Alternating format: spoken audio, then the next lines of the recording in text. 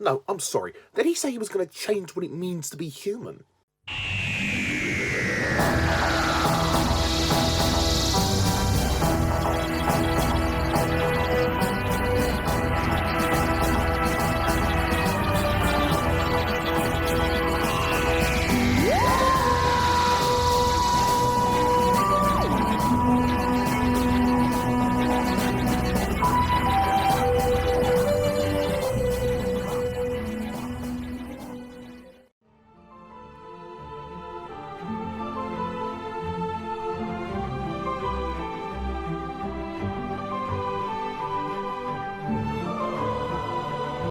Hello, everyone, and welcome to my latest Doctor Who review, where today I review The Lazarus Experiment, which is the 183rd Doctor Who story overall, and the 6th episode of Series 3 of the new series, and stars David Tennant as the 10th Doctor.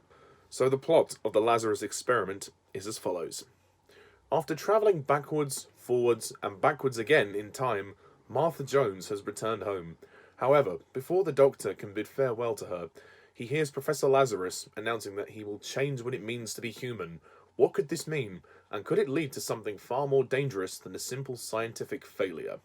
As for the Lazarus Experiment, I think that this is a fantastic Doctor Who story. I really enjoyed this one. For one thing, the concept of the story is interesting, how Lazarus wants to literally prolong human life and allow people to live for more than one lifetime and have more time to accomplish the things they want. And I think the interesting argument is that the Doctor, having lived such a long life, can really identify with this and can really speak to Lazarus and say, look, sometimes a longer life isn't always a better one. Some people do more and fulfill more within their lives within a shorter amount of time. It's not about the time, it's the person, and I really like that.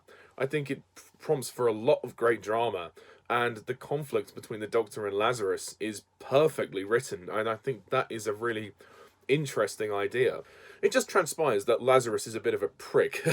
he's a bit of a selfish git, and he'd rather find someone else and dispose of his wife than stay with her for another lifetime, which is kind of sad to see, really. And he decides to make moves on Martha's sister, Tish. But like I said, the concept of the story is interesting. Like Lazarus, he begins the story as a 76-year-old man, and then he appears much younger. But sadly, his experiment fails, and he starts to mutate and turn into this monster. The Lazarus Experiment is like a 45-minute monster movie, and it's great. It's absolutely great. The design of the monster is probably the thing I would criticise. It's the only thing I think brings the story down just a tad. It's a little weird, like in terms of the facial design. Like it's just a bit strange, but I still think it's terrifying enough, and the voice is pretty cool, and it's got this sort of it kind of looks a bit like a scorpion. It's got like this scorpion poison tail, and it sucks the sort of the life juice out of people and leaves them as skeletons. He does that to his wife, and he does this to another woman at the party, and yeah, it's pretty freaky. This story is great as well because there's a bit of tension between the Doctor and Martha, and then Martha's family reappear in the story as well. We see that they meet the Doctor for the first time, and Martha's mother really doesn't trust the Doctor, and she slaps him across the face. And the Doctor has a great line where he says, all the mothers every time, obviously harking back to Aliens of London when Jackie slapped the Doctor. Well, Christopher Eccleston's Doctor. And then we have this really mysterious guy who just sort of appears out of nowhere, and he tells Francine about the Doctor, or, well, we don't know what he actually says, he just whispers in her ear, and then she realises that Martha is in danger, and that she needs to get away from the Doctor, but Martha doesn't listen, and decides to stay loyal to the Doctor. Martha feels like she's a bit of a passenger, like she's not really cemented herself as a companion, and she wants to feel more like a regular travelling friend of the Doctor's rather than just someone who kind of joyrides with him. And that's the arc over the series, is that the Doctor will learn to really appreciate and value Martha as his companion, and eventually get over Rose. There's a moment as well when they're walking towards the lab, and Martha's she's like, do I look alright? And then the Doctor's like looking at his suit, and he's not really paying attention, so it's a real shame that the Doctor does kind of neglect Martha a little bit, but as this series goes on, Martha becomes much more significant, and she really proves herself. She really does. And she's good in this story. I think Freema Agyeman gives a great performance. I wouldn't say it's her best performance, but her best performance is going to be coming soon, and she's really proving Martha as a great companion. And in the end, the Doctor allows Martha to travel with him permanently. And he says, okay, fine, I'll let you travel permanently. Because the Doctor was going to drop her home and just leave her there. And then I think he's realised that, you know what, sometimes travelling is fun with more than one person. And little does he know how this will all turn out in the later events of Series 3. So I like the Doctor and Martha relationship. It's a little bit sort of frictious. There's a tiny amount of friction as well because of him trying to go over Rose, but at the same time, he's slowly warming to Martha now, and I think he's really growing to see her as a true friend. And even though she'd like it to be more than that, he's at least happy that she wants to be a part of the journey and wants to travel with him, and he's not going to let anything stop that. So the character of Tish as well, Tish, Martha's sister, she's pretty good. It's a bit weird when Lazarus decides to start perving on her. I mean, the very beginning when he's an old man, and he's like, oh, interesting perfume, Letitia. And she's like, it's soap. Ugh. Creepy, dirty old man. And then they go up on the roof. When he's suddenly young again, Tish is like, you know what? Why not? Let's go up to the roof. And she even admits she was about to snog him, which is a bit weird. But whatever. I think the story is very well written by Stephen Greenhorn, and the tension in this episode is very much felt. It builds and builds and builds, and it's pretty thrilling when we see Lazarus turn into the monster and start attacking everyone.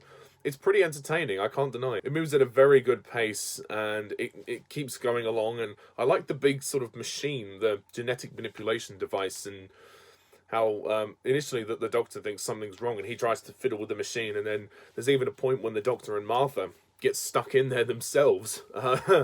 And that's a pretty intense moment. The finale in the church is really interesting. Like I said, the great tension between Lazarus and the Doctor when he's saying to him, sometimes a longer life isn't always a better one.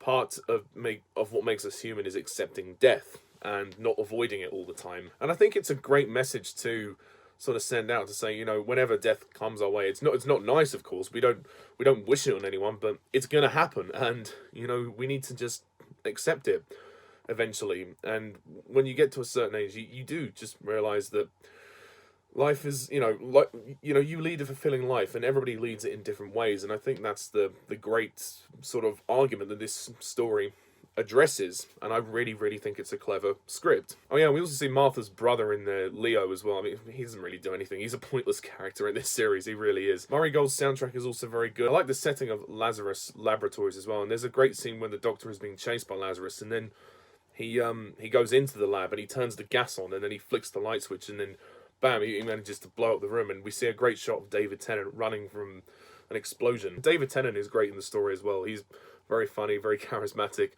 There's a part when he's wearing the tuxedo, and Martha even says, oh, you've got a bit of a James Bond look going on. James Bond? There's a funny moment as well when Tish calls him a science geek, and Martha says, oh, you know, she just means you're obsessively enthusiastic. And he's like, so once again, David Tennant bringing just the right amount of charm that you need for the role.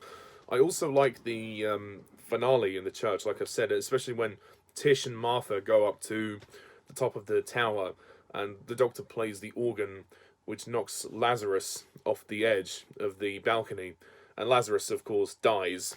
And it's quite an entertaining climax, as well as the script being very clever. Like I said, the story is just so much fun to watch, and it breezes by at 45 minutes. It's just a perfect way to spend that time.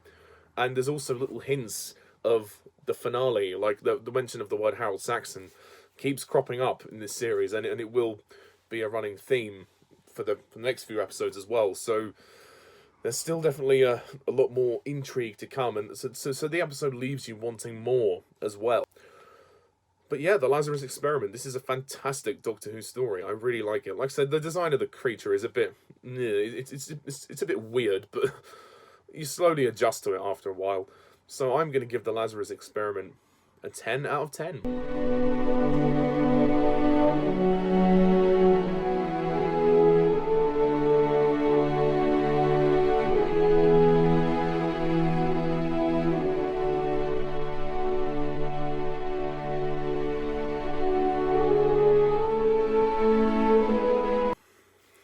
Call me generous, but like I've said, it's my favourite series of Doctor Who. So anyway, next time on Doctor Who Review we come to, which is one of my favourite David Tennant stories, 42. Expect nothing but love to come from that review. So until then, I'm Mr. Tarnus11. Thank you for watching. See you soon. Bye for now.